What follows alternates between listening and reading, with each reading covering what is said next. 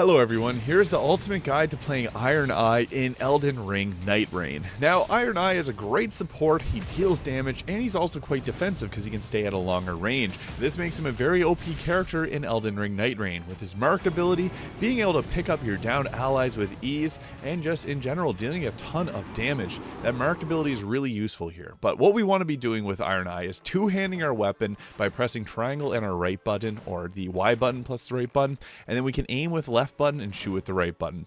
Now we also got this jump back attack by pressing our dash or dodge button and also pressing the right trigger at the same time. This will give us that nice bit of movement. We can also sprint forwards and press the right trigger as well to shoot 3 arrows. So that's a nice move if you need to get in close. So we got moves to jump in towards the enemy and then also jump back if we need some extra space. You can also press the right trigger there to use whatever skill that you have on your weapon, but it's nice to two-hand the bow here just to be able to do shots like this, because sometimes it's just a little bit better if you need to aim at a certain area, and then you can just fire at will. Now, we also got our ultimate skill here by pressing the Y button plus the right trigger, and you can pierce through enemies. So if you're fighting bosses, try to hit as many targets as possible. You can also hold it if you want to be able to aim where your shots are going to land. It's going to be a very useful tool. If there's a boss that has an attack, like the sleep attack from the aggro'd boss fight, this will interrupt it and make it so that it doesn't sleep your entire team, preventing a team wipe. So that is why Ironeye is super overpowered, because he can shut down a lot of different super powerful attacks from bosses. But this marked ability, it's a great dash. Think of it like Bloodhound Step. It gives you momentum to get into attacking a target. They'll take 10% more damage. In addition to this, they take a lot more stagger damage. Now, when we're going to land, I honestly recommend going for a church right away and obviously trying to take out as many enemies as possible. You're going to be looking for a few specific items. So whenever you're landing, if the boss is, let's say, weak to lightning damage, you want to find the lightning bow. So go fight as many bosses and try to ping areas that has the weaknesses to the enemy. I just grabbed a random bow there as it had a bit higher damage, and it was a rare item, a blue item, so that we were able to upgrade it if we have a smithing stone too, which you can get from mines. I would recommend doing that on day 2. Always be running back to your graces as well to level yourself up, because the damage scaling on this weapon is pretty useful. And again, we're going to be running around getting upgrades on day 1, so healing is honestly one of the best things to get. Look for greases as well, because you can coat your bow. And we went for a mine here. I wouldn't recommend fully doing this until day 2, as that's the better day when you find a weapon that you're going to be using in the long term. But this can be a decent spot to go with, and then get the smithing stone too. If there's a weapon that's the boss is weak to, grab that instead. But as Ironeye, we want to be using ranged weapons. Now, be mindful of the storm at all times. This is just a general tip and something you should definitely keep in mind, because you can take a lot of damage. And here I found a weapon that the boss was weak to. I picked up that sword there. Even though it's not super useful, sometimes you can swap to that. That was a weird little glitch where it teleports to the top there. But when it comes to large group fights like this, if you have another character that you see, we had another Ironeye here, which is kind of nice, because we deal quite a bit of damage with Ironeye.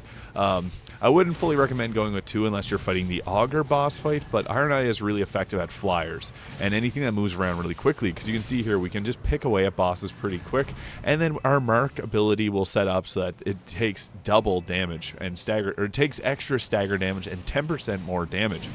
Now, again, we want to be using that marked as often as we can to hit multiple targets, because that extra stagger damage is extremely worthwhile, especially when we keep hitting the target. Another underrated part about Ironeye is you don't let stagger bars go down, because when the target hasn't taken damage for a while, they take less stagger, and their stagger bar decreases. So we can continually keep pressuring the stagger bar on the boss to help our tanks be able to break the target. So for a general boss fight like this Gaping Dragon here, this is one that we want to be mindful of staying away from the front side of, so each boss has its own little gimmick.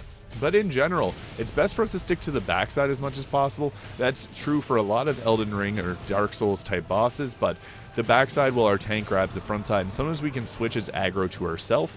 And don't be afraid to use your items, especially if you know you're going to be going into the next day, or if you're going to get a bunch of items. If you see chests around, always be using the items. And also this goes for when you're exploring, because there's a lot of items that will actually help out in certain areas, like Albinarics are weak to holy damage, and there's a lot of holy items usually in those areas. Now, for bosses like this that have large area of effects, the beauty of playing as this character, Ironeye, is that we got long range attacks like that. You can see the other character that I'm playing with is also playing pretty distant away from this boss, and it just worked out for the best because we were able to deal consistent damage. Our tank was grabbing aggro and using a shield to stay alive, and we could just continually pressure it so that we keep breaking his posture. I would always recommend grabbing improved dodging if you can find it, or anything that helps out with dodges. If you can find the elemental damage type of the boss that's weak to, like a lightning strike on a dash, that's going to be good because you can get underneath the boss and deal a lot of damage just by dashing and using your mobility options. On day 2, I would always recommend trying to find Everjails if you can. The extra 10,000 runes that you get from those is nice, but sometimes you can get different items that are useful. But we always want to be looking around to the different locations with the elemental damage type. So this place had lightning weapons. I didn't get the best pick here, but that's just part of the rogue-like nature. So I got the lightning iron ball, which is usually a really great item if you're strength-based, but this is a dexterity-based character. I still took it anyways. There's also a good trick that you can use if you took on the Fell Omen boss fight at the start, and you can redo that fight, where you get a increase your damage when you swap your bows, which is actually really good on Ironeye. So you can go and grab that relic if you re-challenge the Fell Omen from the start of the game. But for a boss like this, it's pretty strong against our piercing damage. So if you got other abilities, like I picked up a wand here, this just gave me another ranged attack that dealt pretty good damage, and it used one of my resources that I wasn't fully using too much because I didn't really have a great attack on my bow. But yeah, being able to use magic and different things like that is sometimes situational. Since we have the lowest health scaling, or one of the lowest health scalings in the game, we don't want to be attacking too close range, but having magic and a bow is pretty nice, despite us not having much FP. But if you can find a Wending Grace, this is one of the most essential items to get for your character, because it'll allow you to rise from defeat once, which is very useful. And in particular, some boss fights can make it a lot better if you have this ability to revive yourself, which you're going to see here. So once you go into day 2, priority is obviously leveling up your character. But for a boss like this, Maurice the Phantom of the Night, or the Augur boss fight, since it flies around a lot, we're pretty useful here because we can hit it from a long range. This fight was really rough because it can do a sleep attack that hits everyone, and that's why the Wending Grace is so useful, because as the support character, we actually got some good ability to pick up our down allies. Unfortunately, this fight was pretty challenging because it does this sleep attack a couple times, so sometimes you just have a full squad wipe. But yeah, that's the way she goes sometimes. Now, into another fight here. Whenever we're going against multiple enemies, always focus on the one that has the least amount of health, or if you have a tank that's going after, like you see there, Guardian is attacking this one, so I wanted to help out with the extra damage. Now, whenever they stagger, you can continue to keep shooting your firing your arrows at it, maybe even wanting to get in closer. Fortunately, one of our teammates went down, so you can always just switch. Now, the problem is, unless this gets updated, the switching of targets is kind of challenging, but you can flick it on your right stick to change the target you're firing at.